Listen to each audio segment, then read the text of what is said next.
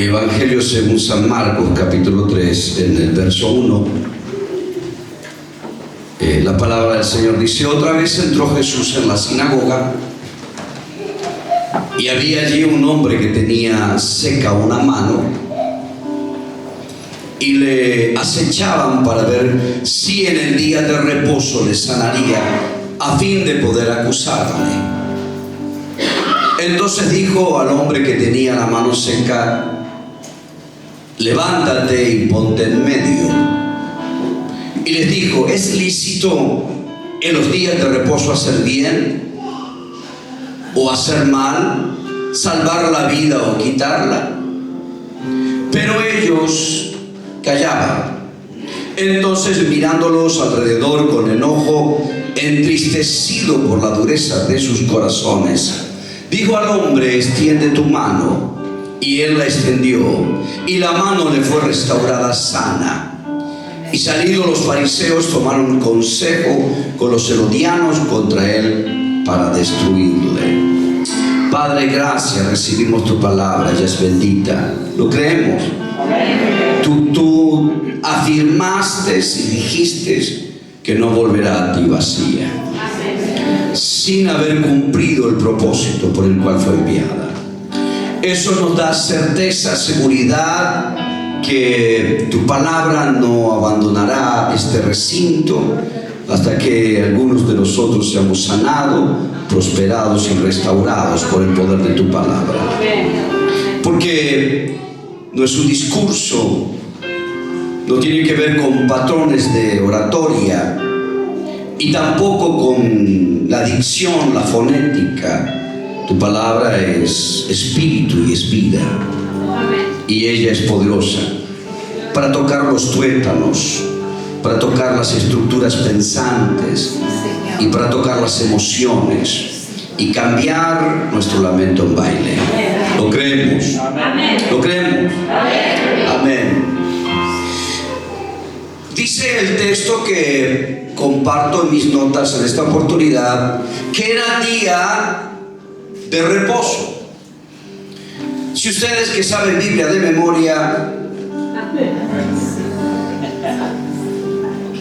la sonrisa cómplice, o ustedes que saben Biblia de memoria, recordarán que cuando Dios habló con Moisés y lo instruyó en 7 celebraciones, la primera de ellas es el día de reposo. La festividad del tabernáculo, la Pascua, etcétera, pero todas las que debía conservar Israel están rotuladas en esta expresión de celebración. Eso significa que lo que pesa sobre el pueblo es celebrar al que ha resucitado, al que ha vencido la cruz, y que la tumba está vacía y la piedra removida. Dicho de otra manera, y intento con esto contextualizarlos, que estamos aquí esta mañana, en este día, para celebrarlo al Señor. Amén. Trato de sacarle a usted un espíritu de celebración, para celebrarlo al Señor. Amén. Eso no significa que usted no venga portando alguna miseria, alguna crisis, alguna dolencia, algún conflicto matrimonial, familiar, y uno viene con la expectativa a la casa del Señor de que nuestras inquietudes y nuestras dolencias sean subsanadas de su presencia. Pero eso es parte de las añadiduras. Busca primero el reino de Dios y su justicia, y todo lo demás te será por añadidura.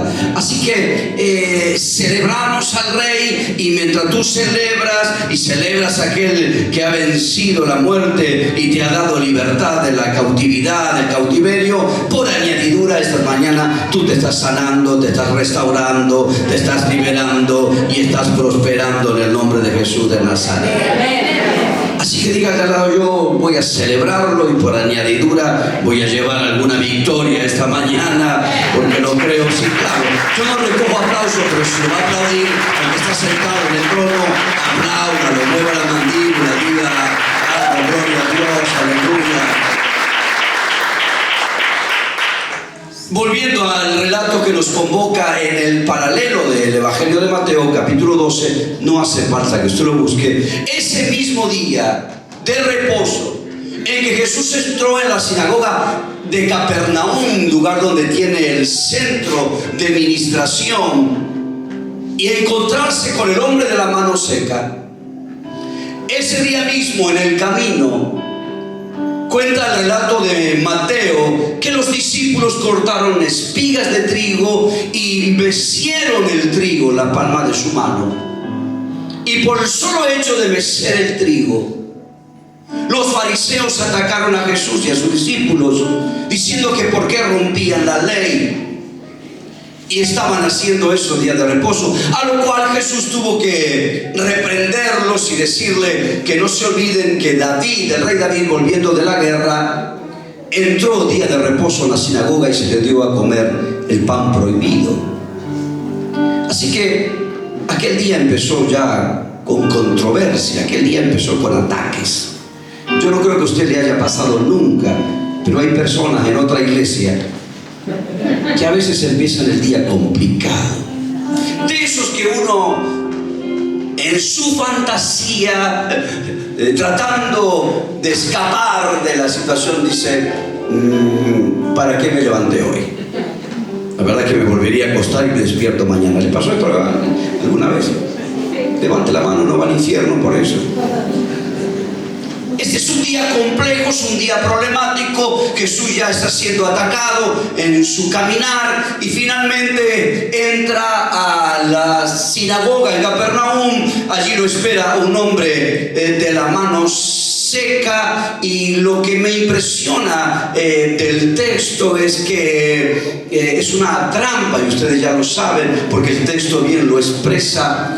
Y si Jesús sana al enfermo, lo van a acusar de no cumplir la ley de Moisés, de romper el día de reposo. Y si no lo sana, lo van a acusar del falto de misericordia de alguien que dice ser el Hijo de Dios. O sea, en resumen, mis amados, mis terroncitos de azúcar, mi dulce de leche, en resumen, por sí o por no, ya hay un ánimo controversial contra Jesús. No importa lo que Jesús haga, no importa lo que diga, no importa si es sí, no importa si es no, no importa si es blanco o negro, ya hay una disposición para atacarlo. Y a mí este texto me ha resultado esperanzador, porque si Jesús, haciendo lo que haga, va a recibir ataque, yo he aprendido a lo largo de los años que ya no me debo preocupar por estar congraciándome con las personas. Yo me siento extraordinario sabiendo que el que está sentado en el trono, Él me ama, Él ha muerto en la cruz del Calvario y Él es el que me respalda. Gracias, me deprimen, voy de nuevo. El que está sentado en el trono,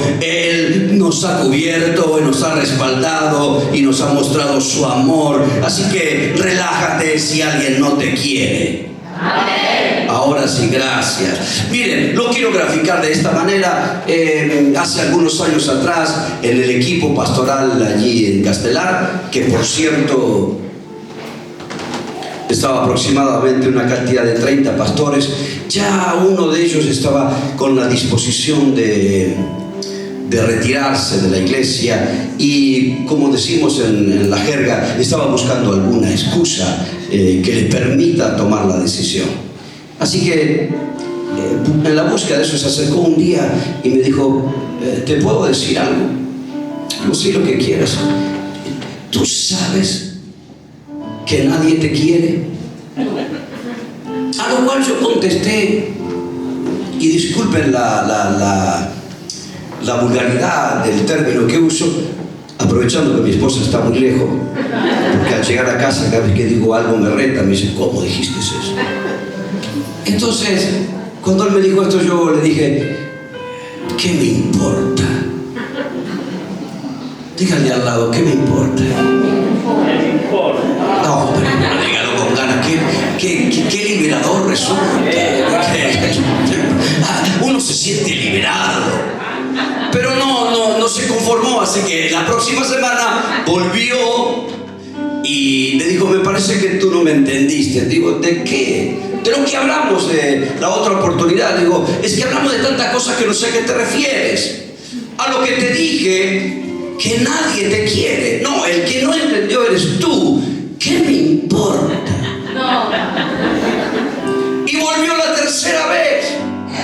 Y me dijo, me parece que no nos estamos entendiendo. Digo, es que no comprendo cuál es el tema, cuál es el punto. Que los que te rodean, que los que están al lado tuyo, no te quieren. Digo, claro, no estamos entendiendo, o tú no entiendes lo que te digo por tercera vez. ¿Qué me importa? Yo estoy bien. No puedo vivir del que dirán y de lo que las personas puedan aceptar o no. Yo estoy tranquilo de que alguien me ha aceptado de tal magnitud que ha decidido morir en la cruz del Calvario por mí. Así que dígale al lado, ¿qué me importa? Ah, no, pero póngale ganas, que liberador que recibe. Como dicen los centroamericanos, cuando uno está drenando cosas de adentro, está sacando, qué bien que no te afecte y que tú puedas sentirte en libertad, sabiendo que lo único que te debe consolar y lo único que te debe sostener es que hay alguien que ya te ha aceptado tal cual eres y te ha aceptado en el poder de su amor. Así que lo demás, señores, es parte de otra historia. Yo lo creo y siento que esa cuestión fue liberadora para Jesús. O sea, ¿qué importa si lo aceptan o no lo aceptan?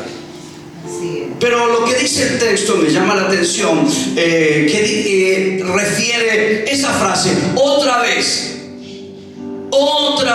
entró Jesús en la sinagoga.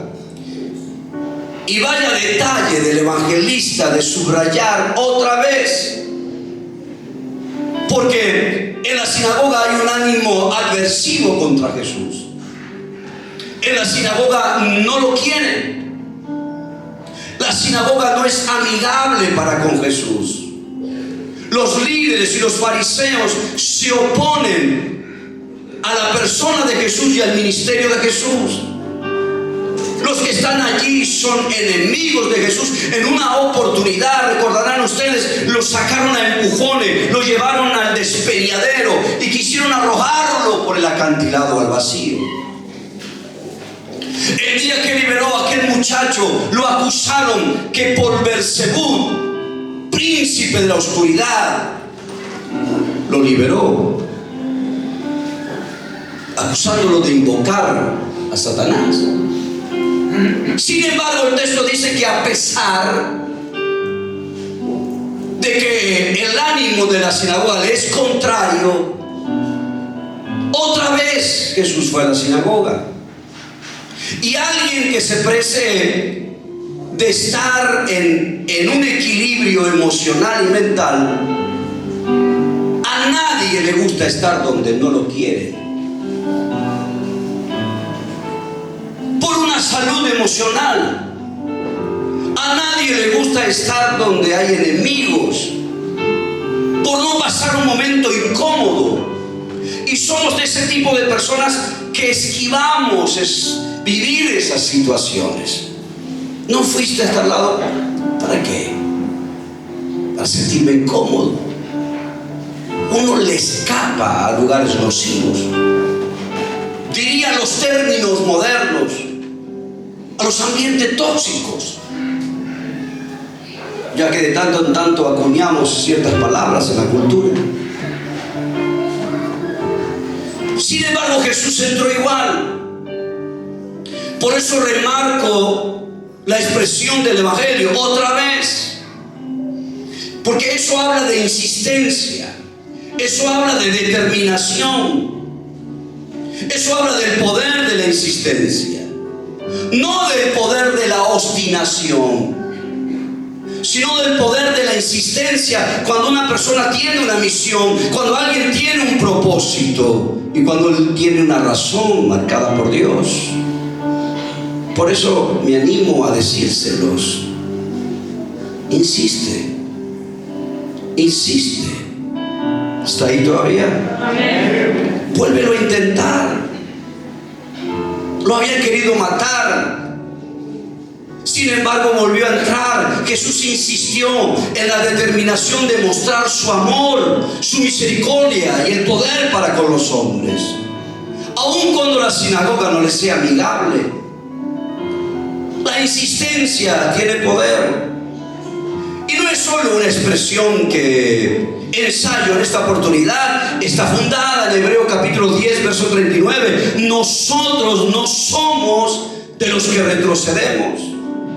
Y agrega el pasaje de Hebreo: el que retrocede no agrada a mi alma. Así que hay poder en la insistencia. Cuando uno tiene una determinación firme en las cosas del Señor en la vida. ¿Está ahí todavía? Por eso puedo decirlo de esta manera: insiste.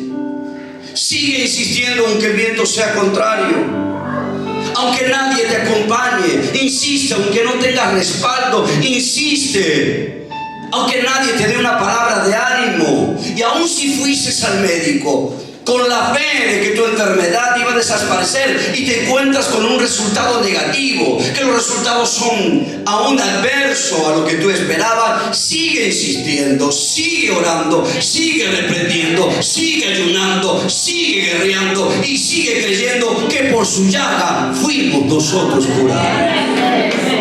Se va a aplaudir. Toque a alguien al lado suyo, moléstelo esta mañana y diga: insiste. No retrocedas en aquellas cosas que están determinadas con un propósito divino. Así que otra vez Jesús entró a la sinagoga. Y la segunda razón por la cual Jesús repitió de entrar en un lugar tan tóxico y nocivo para él es el poder de la motivación. Yo creo que usted puede compartir conmigo que no hay nada más desagradable que una persona desmotivada.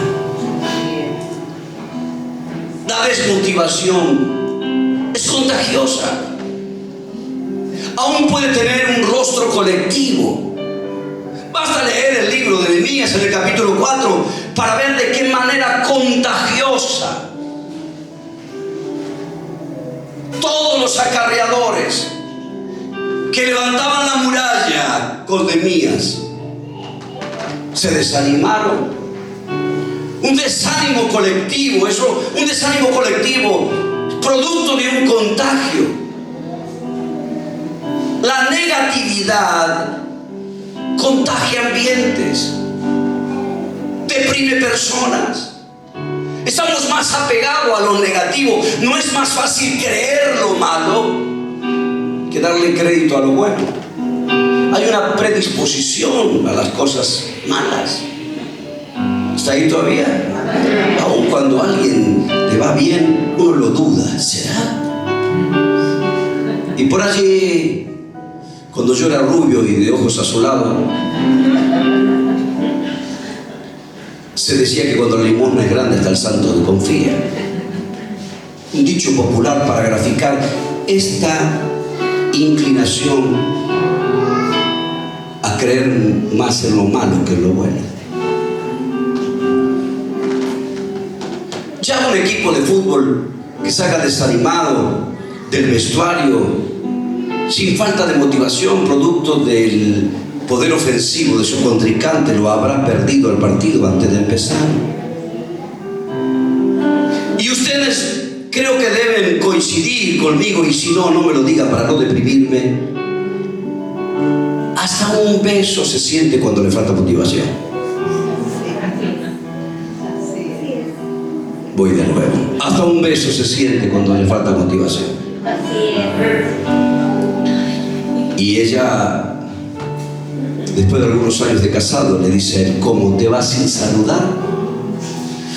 Y él se vuelve sobre sus pasos, meneando la cabeza, diciendo: se me hace tarde. Y se le acerca la mejilla, y ni siquiera la mejilla, al aire. Vaya a saber dónde fue ese beso. Y yo pregunto: ¿a dónde quedaron los besos que encendían pasiones? Cualquier cosa en la vida que le falta motivación se hace sentir. ¿Cómo saldrían ustedes esta mañana de este lugar si vienen cargando alguna necesidad de cualquier índole y encuentran a un predicador desmotivado? Alguien que en lugar de aumentar fe a través de la palabra, no estoy hablando de emocionarlos, porque si alguno quiere ser activado a través de las emociones, consígase un coaching, que están de moda ahora los coaching. Estoy hablando de la palabra que motiva fe. ¿Cómo saldría usted si el predicador diría: amados, estoy pasando mal, me oran?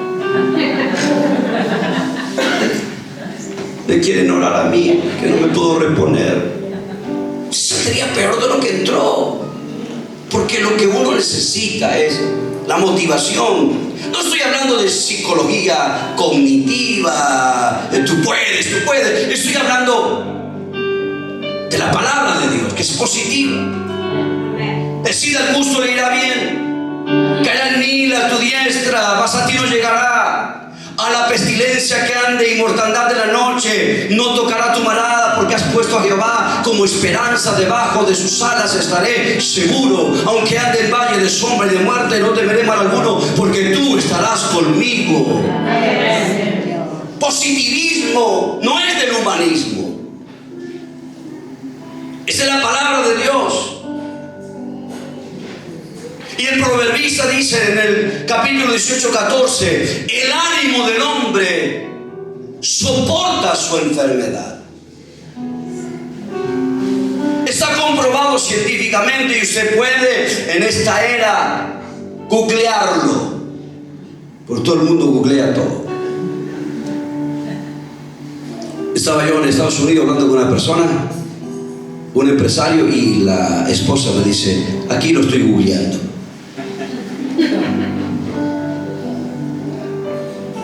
Se sabe que el 50% de la sanidad de una persona tiene que ver con un diagnóstico acertado y un tratamiento correcto, pero el otro 50% tiene que ver con el ánimo. No se equivoca el proverbista al decir que el ánimo del hombre soporta la enfermedad.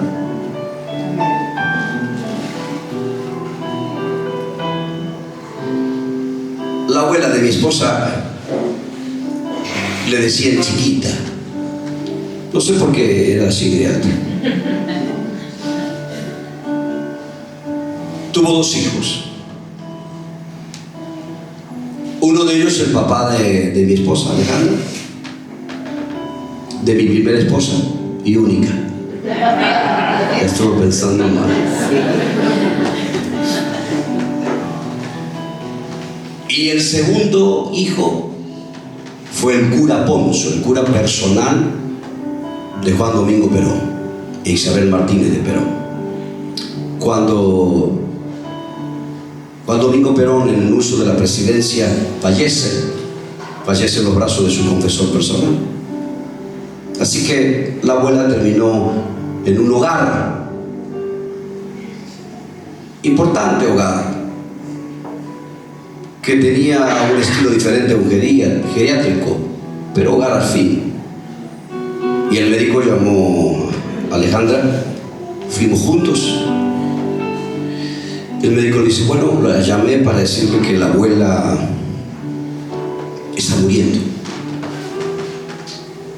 Pero ella dijo: ¿pero qué enfermedad tiene? Que yo no sé nada. No dice absolutamente nada. Los órganos vitales están extraordinariamente bien, no tiene colesterol, triglicéridos, los análisis están en perfecto estado de salud. Entonces yo interrumpo la conversación y digo: pero entonces, doctor, ¿por qué se está muriendo? Digo: simplemente porque así lo quiere. Ha decidido no seguir viviendo. Y con el ánimo no hay fármaco que lo resuelva. 2 días después murió. No se equivoca el proverbista cuando dice que el ánimo tiene una influencia en la enfermedad. El poder de la motivación está ahí todavía. Cuando uno está motivado hay un poder.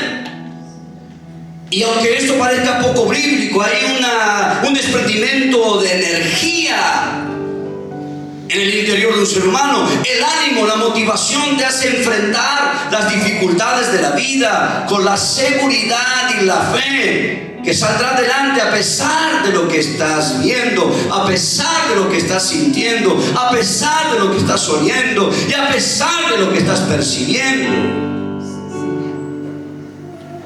Jesús estaba motivado. El poder de la insistencia, pero el poder de la motivación. Cuando tú tienes una motivación y ella es superior, te hace seguir a pesar de las dificultades que eso representa.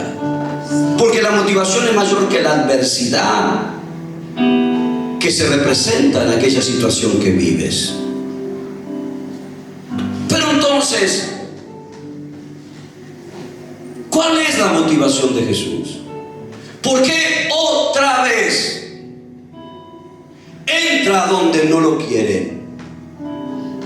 ¿Por qué otra vez entra donde quieren matarlo? Otra vez entra donde quieren dañarlo. La motivación de él es el poder de la enseñanza. Jesús es rabí. Y un rabí enseña palabra. Fue él mismo que dio la cátedra de Isaías cuando dijo: el Espíritu de Jehová está sobre mí, me ha ungido para dar vista a los ciegos, libertar a los cautivos, apertura de cárcel, liberar a los oprimidos y anunciar el año agradable de Jehová. Fue en la sinagoga donde él enseñó aquella revelación que ningún padre debiera olvidar nunca jamás. Instruye al niño en su camino y aun cuando fuere viejo no se apartará de él.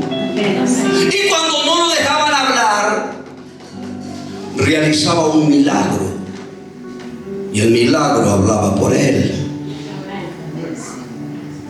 El poder de la motivación de la palabra. Tú puedes, pero no debieras venir a un servicio, a un culto, como lo quieras llamar, bajo este techo, sin estar motivado por lo que Dios va a decirte. Gracias por esos tres, los bendigo. Sin estar motivado por lo que Dios viene a decirte. Gracias por esos 5 y un adolescente. Hace años, en nuestra congregación de Castelar había un muchacho que ya tenía 20 años de vida cristiana. Todos los miércoles sonaba mi teléfono y yo atendía: hola, Roberto, pastor. Me llamaba de la obra, era un constructor. Dígame, ¿qué Dios tiene para esta noche en el culto? Tranqui, Roberto, Dios va a tener algo. Domingo me llamaba: pastor Roberto, ¿cómo estás? ¿Qué es lo que Dios tiene este domingo? ¿Qué tiene su palabra para nuestra vida? Ya lo vas a saber, Roberto. 5 años. Miércoles, domingo, miércoles, domingo, miércoles, domingo. Un veterano de la fe. Era tal el entusiasmo de recibir que me daba entusiasmo para escribir. Y al terminar el culto se acercaba siempre al altar y decía: qué palabra, Dios me habló, qué maravilla. Una persona que no dejó que el tiempo añejara su motivación. Tenía años de cristiano, pero seguía motivado por el poder de la palabra. Ayúdame, Dios. Seguía motivado por el poder de la palabra. Antes de salir de Estados Unidos, mi esposa me dijo: ahí te mandé al celular tu programa de predicación. Tengo que estar 30 días. Y cuando lo miro, vale, días, todos los días, me pusiste a predicar. Lunes, martes, miércoles, jueves, viernes, sábado, domingo, mañana, domingo, la noche, lunes, martes, miércoles, jueves, viernes. Sábado, domingo, la mañana, domingo, la noche, las 4 semanas, a Colón, volver, a Concordia el otro día. Dije, Ale, no me dejaste después de un año, una noche para comer un asado con mis hijos. Y ella muy suelta me dijo, cómetelo al mediodía. Pero yo no quise quedarme en pérdida, así que volví a atacar. No, esa no es la respuesta. ¿Cómo tú me pones? Yo ya no soy un muchacho de 28 años. Ya descubrí lo que antes decía la gente y no entendía, que los años no pasan, se amontonan. ¿Cómo me pones todos los días? Y ella me dijo, bueno, ¿a ti te gusta predicar? Y entonces me paré y dije, claro que sí. Es cierto, no tengo argumento con eso. A mí me motiva la palabra de Dios. Yo sé que alguien va a ser sanado, alguien va a ser restaurado, alguien va a ser liberado. Nunca vuelve vacía a Él. Me motiva la palabra de Dios. Jesús estaba motivado por enseñar. Y tú y yo debiéramos estar motivados por aprender. Ayúdame, Jesús.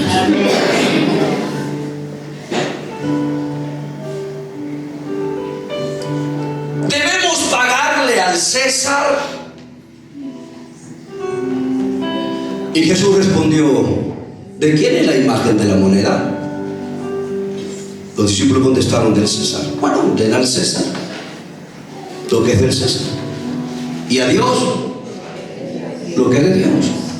Jesús no estaba diciendo una revelación, ni nada espiritual, ni nada que se parezca. Estaba hablando de la realidad.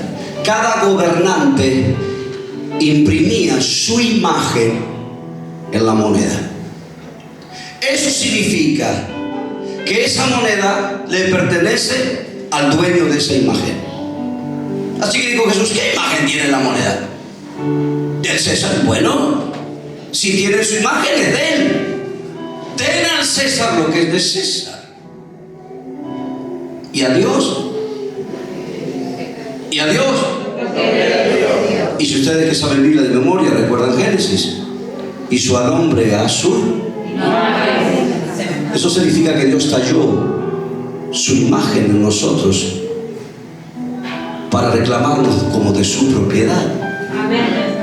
Y el diablo lo que hace es distorsionar la imagen y grabar la imagen del pecado, la imagen de una adicción, la imagen de la pornografía, etc. La lista puede ser sombría y larga, para reclamarnos de su propiedad. Es por eso que tú no te puedes cansar de aprender palabra.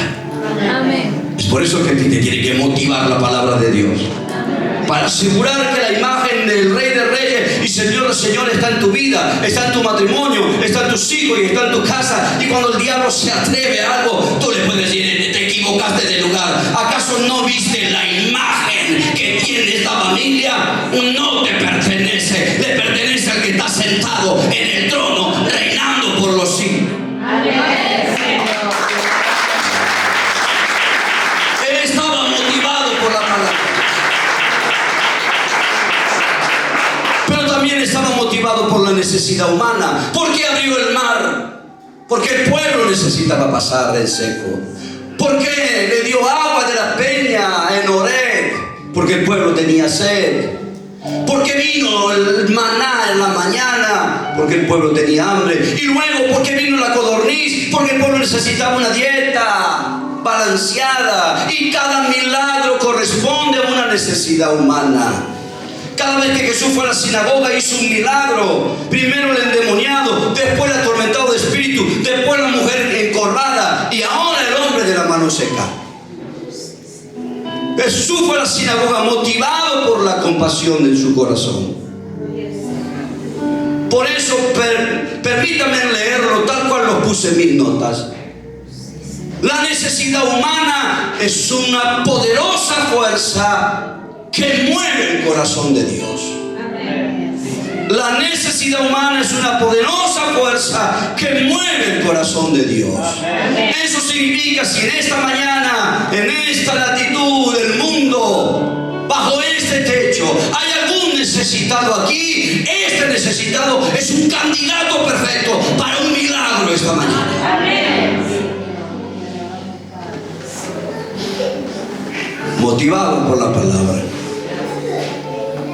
motivado por la necesidad humana. Santiago 2:13 dice: la misericordia triunfa sobre el juicio. Esa gente debió ser consumida por fuego. La tierra se tuvo que ver abierto y tragado a estos malhechores, engañadores y violentos que querían apresar a Jesús. Sin embargo, la misericordia puede más que el juicio.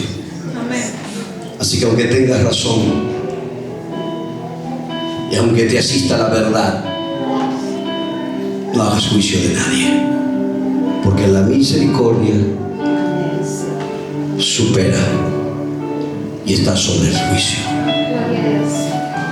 La tercera cosa que motivó a Jesús, ¿está ahí todavía? Ayúdeme, ¿está ahí todavía?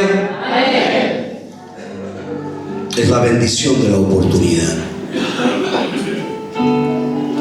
Motivado por enseñar, motivado por la necesidad humana y motivado por la bendición de la oportunidad. Tiempo y ocasión acontecen a todos, dice la palabra del Señor. Eso a mí me da certeza de que Dios seguirá dándote oportunidades. A ti, a ti, a ti y a ti. Debes aprovecharla. Tiempo y ocasión acontecen a todos. Jesús aprovechó la oportunidad. Los escribas y los principales, para ellos era un momento de odio y apresar a Jesús. Para el hombre de la mano seca era un chivo expiatorio. Ese ni siquiera buscó a Jesús. Lo fueron a buscar, lo obligaron y lo pusieron en la sinagoga como trampa. Pero aún así, Jesús aprovechó la oportunidad para que la gloria de Dios se manifieste. La oportunidad para que su poder y amor se manifieste. Y la oportunidad para que su misericordia se manifieste. Así que esa trampa que estás viviendo, esa situación compleja, debes hacer de eso una gran oportunidad. Lo pongo de esta manera, ayúdame Dios. En mi experiencia pastoral, que supera los 30 años y largos, ya no digo cuánto para que no saque cuenta, he visitado centenares de personas en los hospitales, encontrándome con un cuadro recurrente, entendible, comprensible y hasta aceptable, que tiene que ver con cierta queja, producto de lo que se vive. Porque a mí, si yo amo a Dios y yo lo sigo, ¿por qué de esta manera? El año pasado fue papá, ahora me toca a mí, mi hijo. Es comprensible la queja de alguien que ama a Dios, que sirve a Dios, que le cree a Dios, pero que está viviendo una situación tan compleja y tan sufrida que le cuesta conjugar lo que vivo con lo que creo, porque me da la impresión de injusto, de que yo debiera vivir otra situación y no esta. Y para peor, a mi entender, no hay nada más desesperante que el silencio de Dios. Vaya que duele eso. Estoy viviendo mi peor momento y Dios no dice nada. ¡Qué impotencia! ¡Qué desgarro del alma! No lo vivimos nosotros solos, lo vivió Job. Cuando al perder sus 10 hijos dijo: ¿quién me diera hallar a Dios? Dígame en dónde ¿dónde estás? Si es en el estrado, subiría a su estrado y expondría mi causa. Quiero que me diga algo. Termina los 42 capítulos de Job y Dios nunca le dice por qué. Nunca. De hecho, él se rinde diciendo: yo sé que mi Redentor vive y al final de los tiempos lo veré, y si le place decirme por qué, me lo dirá. Qué necesidad que tenemos de que en los peores momentos Dios no calle. Así que es razonable la queja, pero muy rara vez me sorprendió otro cuadro de situación. Visitar al enfermo con la pregunta más desubicada, pero que no se encuentra otra. Lo que uno le dice al enfermo: ¿cómo estás? Ya sabemos que está mal, pero ¿qué se le dice a alguien que se está muriendo? Así que te mueres. Así que uno, para abordar el momento: ¿cómo estás? Hasta me duele hacer esa pregunta que es ofensiva. Pero me contestó: pastor, estaba sufriendo de dolor, se estaba muriendo. Digo: pastor, el de acá al lado, del lado del biombo, ayer lo llevé a los pies de Cristo. Los dos que están allá enfrente, hace 2 días se convirtieron, y el que se murió hace un rato se fue a la eternidad porque le hice la oración de fe antes que se muera. Hizo de su peor momento una oportunidad para que la gloria de Dios se manifieste.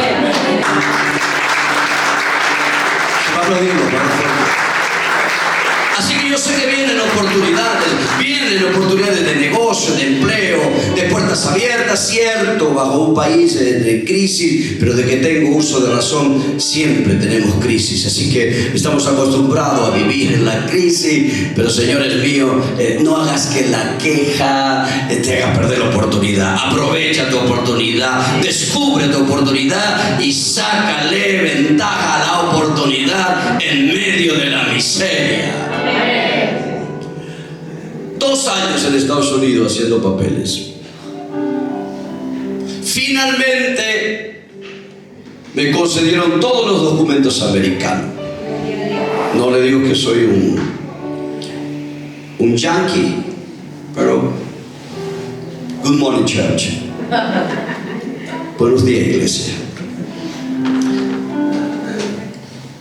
Así que yo vine para acá.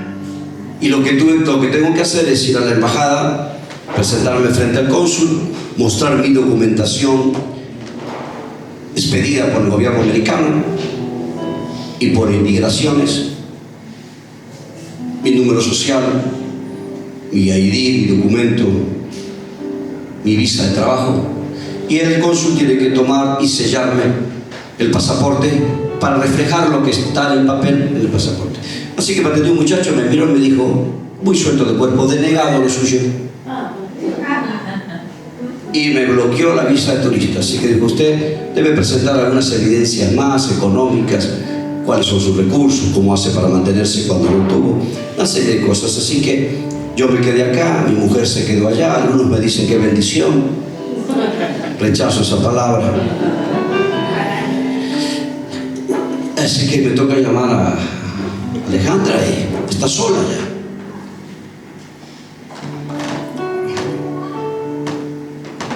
Lágrimas, llorar, un momento muy crítico,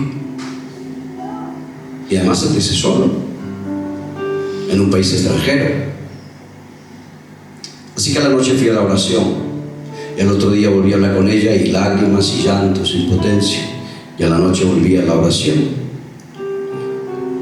Y al otro día hablé con ella, llanto, impotencia, estaba peor que los primeros 2 días. A la noche volví a la oración y el tercer día la llamé de nuevo. Le dije: no llores, relájate, ten paz, ya lo tengo todo resuelto, ya está todo arreglado. ¿Qué está arreglado? Lloraba. Tranquila, no llores. Si no nos dejan volver, tú te vuelves, te mando a buscar, te vuelves. Y ya estoy pensando que voy a abrir una iglesia en Brasil, Paraguay, Uruguay y España. Así que voy a hacer de este peor momento una gran oportunidad. Tienes que aprovechar las oportunidades en medio de las dificultades. Jesús, el poder de la iniciativa, volvió en el poder de la motivación y por último el poder de la restauración. Extiende tu mano y su mano le fue restaurada. Me gusta cómo lo dice Mateo. Mateo, el paralelo del Evangelio sinóptico, dice que la mano le fue restaurada como la otra.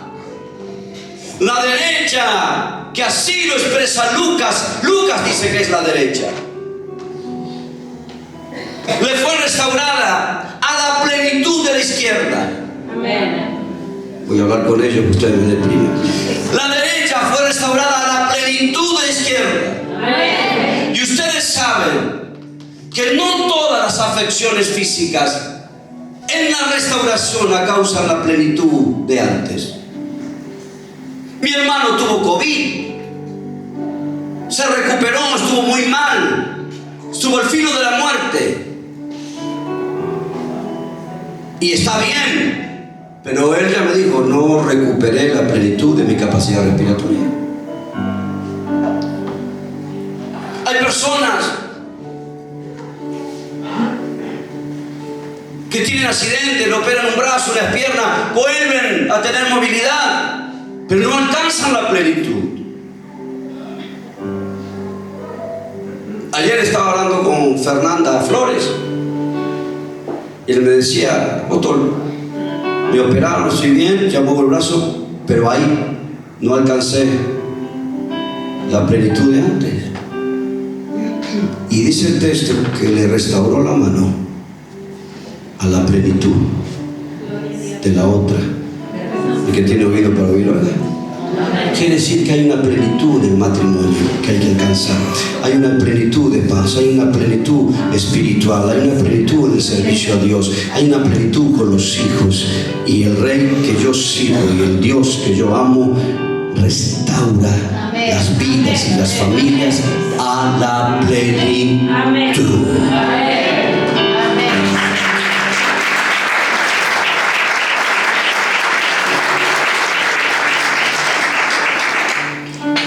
Y dice que es la mano derecha. Supongo que la mayoría de aquí debe haber algún zurdo, pero la mayoría es diestro. ¿Cómo la diestra nos gobierna, no? A pesar que la Biblia dice eso, que es el simbolismo del poder. Pero usted, no sé, si quiere abrir la puerta con la llave y dice, no, con la izquierda no, yo soy diestro. Y cuando viene del mercado y viene cargando bolsas, ayúdame con la izquierda, esta, que no aguanto. Hay cierta debilidad porque uno ejercita más lo que se apoya. Controla el auto en el volante con mayor precisión con la derecha y con la izquierda acompaña.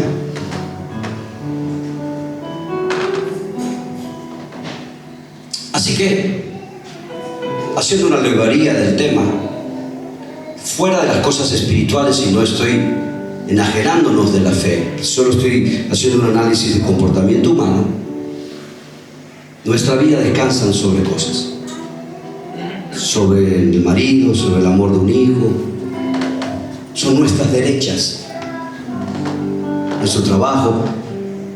¿Y qué es el duelo? Bueno, el duelo significa que la vida descansa sobre pilares: hijos, casa, esposo, esposa, suegra, no creo. Y cuando algo de esto desaparece, el duelo es todo el tiempo que tú tardas en acomodar tu vida con la ausencia de uno de tus pilares. Nuestras derechas, donde descansan nuestras vidas. Y dice que restauró la derecha. Bendito sea Dios. Yo sé que Dios restaura aquellas cosas donde descansa nuestra vida. Amén. Nuestra salud, nuestra familia, nuestros hijos, nuestra casa. Él hace esos milagros en la sinagoga. Amén. Y por último, y ahora sí, la mano estaba seca. Eso es una atrofia circulatoria. Y al no circular sangre, se seca, y lo que se seca se muere. Y es un patrón de la vida. Si en el matrimonio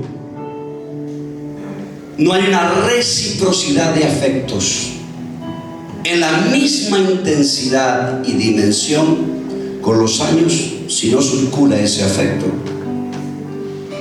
la relación se seca y se muere.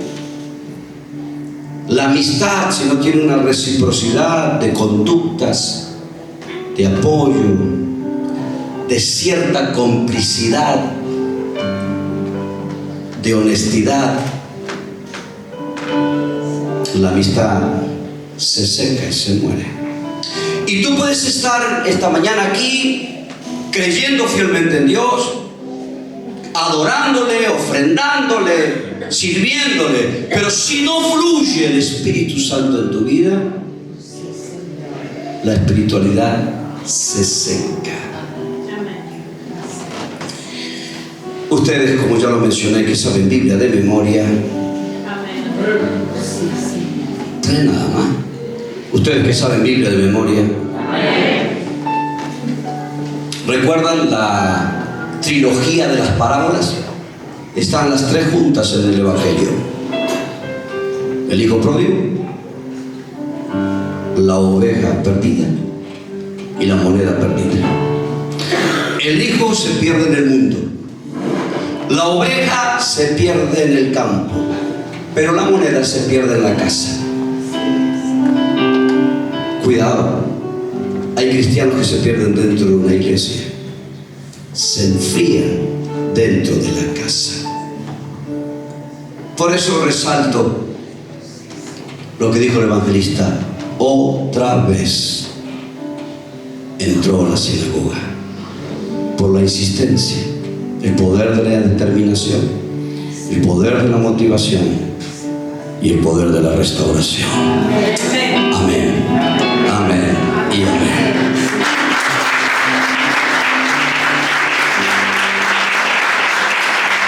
Póngase sobre sus pies. Póngase sobre sus pies. Permítame dejar este lugar, este altar, orando. ¿Qué oración quiero hacer? No los voy a invitar a pasar al altar, no porque no quiera orar por ustedes, sino porque me parece que esta oración es una oración muy personal tuya con Dios. Cuando escribí estas notas, lo primero que hice es pedirle perdón a Dios, porque me di cuenta que en algunas cosas había retrocedido, en otras había perdido la motivación, y percibí que algunas cosas se fueron secando en mi vida. El inexorable paso del tiempo te afecta. Así que dije: Señor, devuélveme. Me comprometo al poder, cierre sus ojos, de la insistencia en aquello que yo sé que hay promesa tuya, en aquello que tú me pides. Ya te pido perdón por haber retrocedido. Debí haber logrado las cosas en el tiempo que tú lo dijiste si hubiera seguido golpeando las puertas.